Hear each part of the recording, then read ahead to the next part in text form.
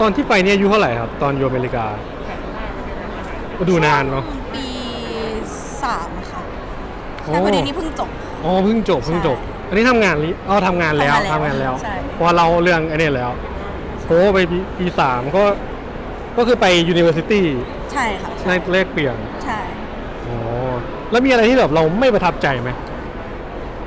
โดนคนสต็อกกลับบ้านโอ้ใช่เพราะว่าใช้รถบัสอะค่ะแล้วก็มันจะมีช่วงหนึ่งที่เหมือนนี่อยู่ช่วงฤดูใบไม้ร่วงจนถึงฤดูหนาวอะค่ะแล้วช่วงฤดูหนาวพระอาทิตย์มันจะตกเร็วขึ้นมันก็จะแบบ6 โมงก็มืดแล้วก็เลยเหมือนกลับบ้านเองพอดีว่าวันนั้นไปซื้อของแล้วก็เพื่อนกลับก่อนนี่ก็กลับบ้านเองแล้วก็มีคนตามลงมาจากรถแล้วก็แบบมาแบบแบบ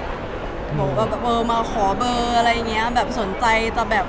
มีแฟนหรือยังนู่นนี่นั่นแล้วก็เดินกลับคนเดียวแบบทางก็ค่อนข้างน่ากลัวก็เลยแบบถ้าตอนนั้นเกิดอะไรขึ้นก็น่าจะน่ากลัวอยู่ค่ะแต่ว่าก็หาทางแบบรีบกลับบ้านมาได้ค่ะแล้วก็รีบบอกรูมเมทนู่นนี่นั่นใช่ตอนนั้นทำยังไงครับถึงสลัดได้ก็บอกเขาว่ามีแฟนแล้วค่ะแล้วก็บอกเขาว่าเนี่ยแบบมีครอบครัวรออยู่ที่บ้านแล้วก็เขาถามว่าบ้านอยู่แถวไหนก็คือไปอีกทางหนึ่งก่อนแล้วก็รอจนเขาไปแล้วเราก็วิ่ง20 คูณ 100เลยใช่ค่ะแล้วก็เหมือนแบบรีบแบบให้ที่บ้านเปิดให้เข้าไปแล้วก็หลังจากนั้นก็พยายามไม่กลับกลางคืนคนเดียวน่ากลัวเหมือนกันนะใช่มันเป็นประเทศที่เขาก็เจริญแล้วก็จริงๆก็สะดวกสบายแต่ว่ามันก็มีเรื่องอย่างเงี้ยค่ะเรื่องแบบเกี่ยวกับความปลอดภัยของที่อเมริกาก็จะน่ากลัวนิดนึงแล้วเยอรมันมีเรื่องแบบนี้ไหมไม่มีนะคะเยอรมันไม่เยอรมันจะแล้วแต่เขตเลยค่ะแบบอาจจะมีบางโซนที่เขาบอกกันว่ามันอาจจะอันตรายนิดนึงแต่ว่าโดยรวมๆแล้วพอดีว่านี่อยู่เบอร์ลินนะคะแบบตรงเมืองหลวงเลยก็ไม่มีนะคะเยอรมันไป2 รอบก็ไม่มีปลอดภัยกว่าอเมริกานี่เจอแบบมีอย่างอื่นยิบย่อยๆด้วยที่แบบเรื่องความปลอดภัยก็เลยคิดว่ายังไงบ้างครับอย่างอื่นน่าจะเรื่องเกี่ยวกับอย่างเงี้ยแหละค่ะที่แบบมีคนเดินตามกลับหรือว่าเพื่อนโดนทุบรถอะไรอย่างเงี้ยโดนทุบรถด้วยใช่ทุบกระจกอะนะใช่ค่ะเรื่องจริงๆแถวอย่างซานฟรานอย่างเงี้ยค่ะเพื่อนก็บอกเลยว่าแบบรอวันที่จะมีคนมาทุบเลยมันเป็นปกติมากๆแบบบางทีปกติแบบทุกวันเลยไม่ทุกวันแต่อาจจะไม่ได้เกิดกับทุกคนตลอดเวลาแต่ว่ามันมีเรื่อยๆค่ะใช่ก็ในเมืองที่ค่าครองชีพมันสูงแล้วบางทีแบบมันมีปัญหาเรื่องคนไร้บ้านด้วยนู่นนี่นั่นมันก็มีเกิดขึ้นบ้างใช่ระหว่างอเมริกาที่เราไปอยู่ลองบีชเนาะกับประเทศไทยอันไหนรู้สึกปลอดภัยกว่ากันถ้าเอาแบบในกรุงเทพถ้าแบบปลอดภัยเลยอันนี้ก็มีคุยกับคือเป็นความรู้สึกตัวเองด้วยแล้วก็มีคุยกับอาจารย์ที่สอนที่มหาลัยด้วยเขาก็บอกว่าจริงๆแล้วแบบประเทศไทยถ้าให้แบบเดินคนเดียวกลางคืนเนี้ยก็ปลอดภัยกว่าที่อเมริกาใช่ถึงแม้ว่าแบบอันนี้เราไม่ได้พูดถึงเรื่องความเจริญเราไม่ได้พูดถึงเรื่องแบบความเจริญในเรื่องอะไรก็ตามนะแต่ว่าเราพูดถึงแค่เรื่องความปลอดภัยโดยรวมๆเขาก็บอกว่าแบบอัตราการเกิดแบบพวกเรื่องอย่างเงี้ยในไทยมันก็น้อยกว่าของที่อเมริกาคือมันแบบมันสูงจนน่ากังวลค่ะใช่เพราะมันน่ากลัวมากนะสตอกเกอร์น่ากลัวอยู่ในระดับหนึ่งค่ะใช่แล้วก็มันจะมีพวกตอนไปที่นู่นจะมีเรื่องเกี่ยวกับแบบพวกmass shooting ด้วยที่แบบกัดยิงอะไรอย่างงี้ใช่ก็ด้วยความที่ว่าประเทศเขาในหลายๆรัฐมันแบบพกปืนได้มันก็เหมือนกลายเป็นแบบความเรียกว่าอะไรสิ่งที่เราต้องกังวลเป็นปกติใช่ช่วงที่ไปก็เหมือนมีเจอรอบหนึ่งที่เขาเจอคนแบบคนที่เป็นผู้ต้องสงสัยเข้ามาในมหาลัยเขาก็จับตัวออกไปแต่ยังไม่ได้ใช่แต่ว่าเป็นคนที่เขาแบบหาตัวอยู่อะไรอย่างเงี้ยค่ะแบบเข้ามาในเขตมหาลัยเขาก็แจ้งเตือน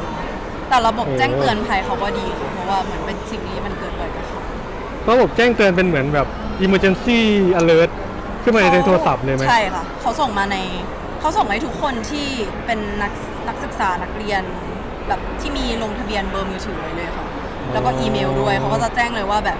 ตอนนี้คนผู้ต้องสงสัยอยู่ตรงนี้โค้ดอะไรอย่างเงี้ยค่ะหมายถึงว่าแบบความอันตรายแค่ไหนควรทำยังไงซึ่งจริงๆคนที่นั่นเขาจะมีแบบเขารู้แบบนโยบายอยู่แล้วว่าควรจะทำยังไงถ้าแบบมีพวกเหตุอะไรแบบนี้ทำไมมันน่ากลัวจังวะน่ากลัวนิดนึงค่ะใช่แต่ว่าจริงๆประสบการณ์โดยรวมๆก็สนุกแต่ว่ามันเรียกว่าอะไรตอนเราอยู่ที่นั่นเราก็ต้องคิดเอาไว้ว่าแบบความเรียกว่าอะไรมันก็แตกต่างกันเพราะว่าคนละประเทศเลยมันก็จะคนละแบบกับบ้านเราแต่ไม่ต้องกลัวทุกรถนะเพราะเราไม่มีรถใช่เราไม่มีรถค่ะเป็นเรื่องหนึ่งที่เราแบบไม่ต้องกลัวใช่โอ้โหว้าวทำงานอันนี้บอกได้ไหมครับ ก็เกี่ยวกับอะไรกว้างๆก็ได้ กว้างๆใช่ไหมคะทำเป็นบริษัทเกี่ยวกับการพัฒนาแอปพลิเคชันค่ะ ว้าวนี่คือเอนจิเนียร์หรือเปล่าเนี่ย ไม่ตอบละกันค่ะกว้างๆ อ๋อ ใช่ คิดยังไงกับการแต่งงานครับ อ๋อหมายถึงว่า หมายถึง โดยรวมๆ หมายถึงว่าในความคิดของเราอยากแต่งไหม อ๋อส่วนตัวรู้สึกว่าก็ถ้าเกิดมีโอกาสก็แต่งได้ค่ะหมายถึงว่าแต่ว่าเรียกว่าอะไรรูปแบบการแต่งงานอาจจะเป็นแบบที่เราสะดวกใจมากกว่าที่จะเป็นแบบตามวัฒนธรรมอะไรอย่างเงี้ยค่ะ อ๋อ มันก็อาจจะไม่ได้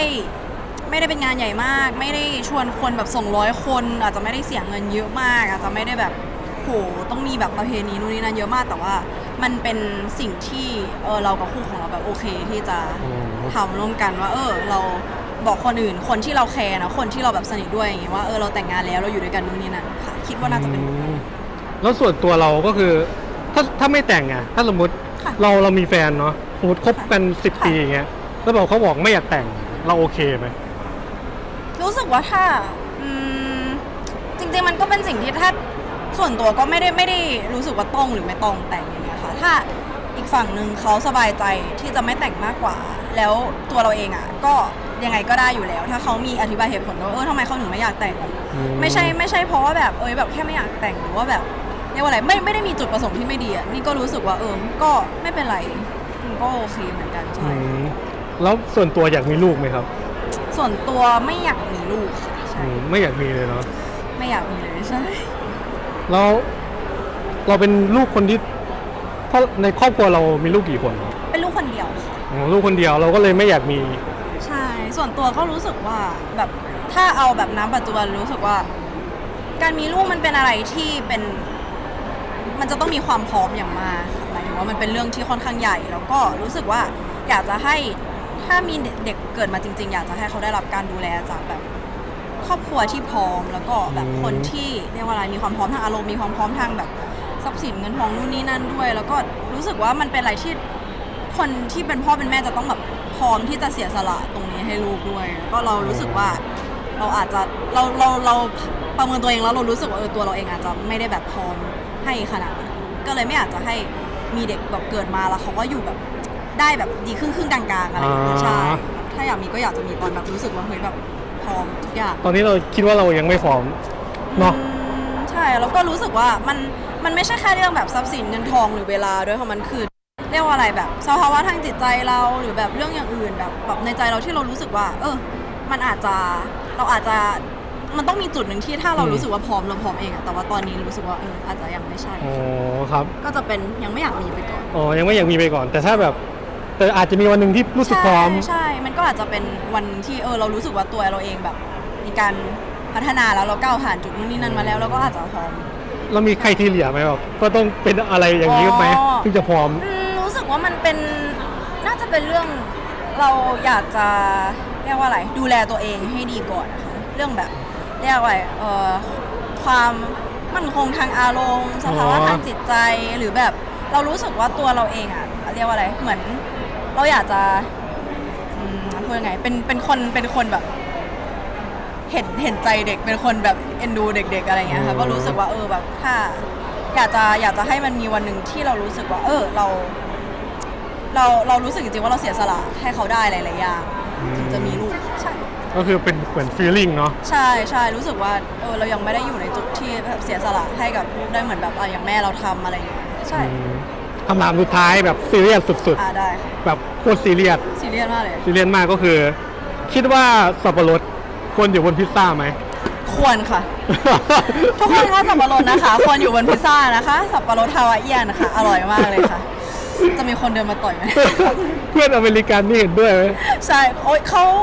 จริงๆเขากินนะ อ๋อเหรอ ใช่มันแต่ว่าอาจจะเพราะว่ารัฐที่อยู่กับเมืองที่อยู่มันไม่ได้แบบอเมริกันแบบแท้ค่ะมันเป็นแบบมีลูกครึ่งด้วยมีแบบคนเอเชียที่โตที่อเมริกามีนู่นนี่นั่นแบบมีคละมีแบบคนอินเดียมีนู่นนี่นั่นเขาก็เลยอาจจะกินแบบหลากหลายด้วยแต่ว่าไม่ค่ะเขากินได้ค่ะ อ๋อ สับปะรดอร่อยค่ะ โอเคครับผมหมดคำถามแล้วครับ ขอบคุณมาก Thank you so much Welcome home 76 and Andrew in the master tier and thank you Brandon Gar Nielsen Scott Dinsmore Christian and Griffith TV in the night tier